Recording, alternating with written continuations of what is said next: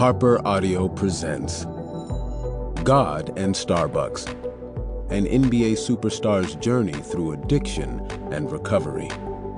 By Vin Baker with Joe Layden. Read by Arnell Powell.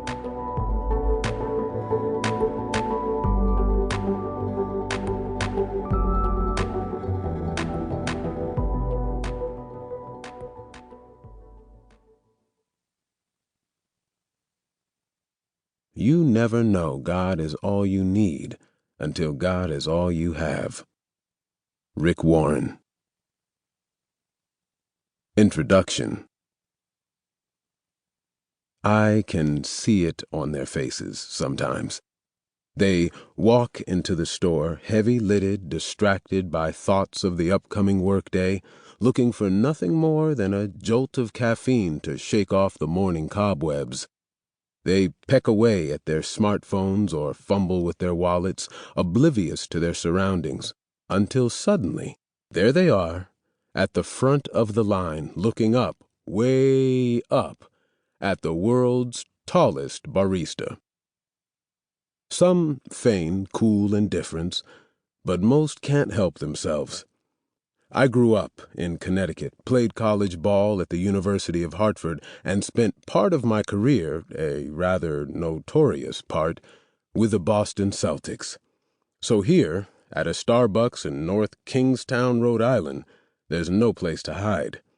First of all, I don't look like an ordinary guy. I'm a giant in the back there. I mean that literally.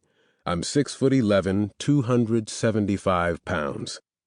You see me frothing up your cappuccino, and at the very least, you can't help but wonder, what's going on here? He must be somebody. Others know exactly who I am. A guy who made and lost more than $100 million in his NBA career, a career wrecked by alcoholism and depression and spectacularly bad business decisions. These are the people who stare hard, then suddenly avert their eyes, the sadness nevertheless evident on their faces. I know what they're thinking.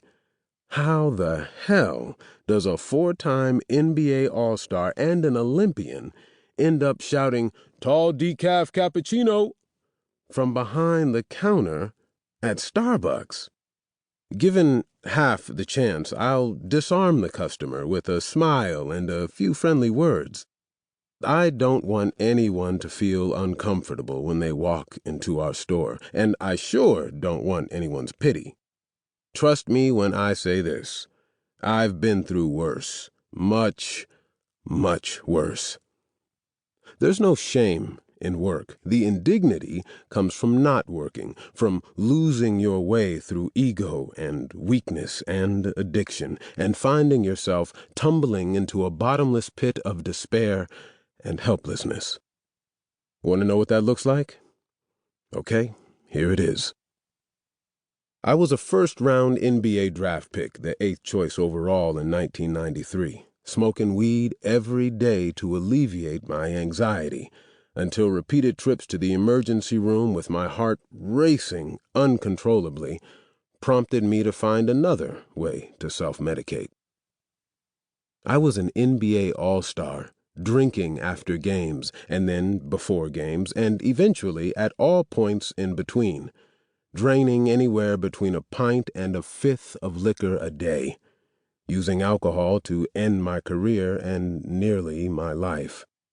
Make no mistake, that's what alcoholism is. Slow and deliberate suicide.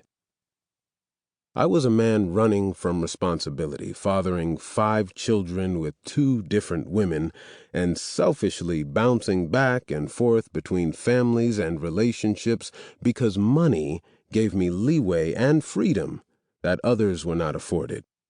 Money, after all, is like a get-out-of-jail-free card. Until it's gone, and with it the patience and tolerance of those you've hurt, and the enabling of those who never really cared about you in the first place. I was a former millionaire, driving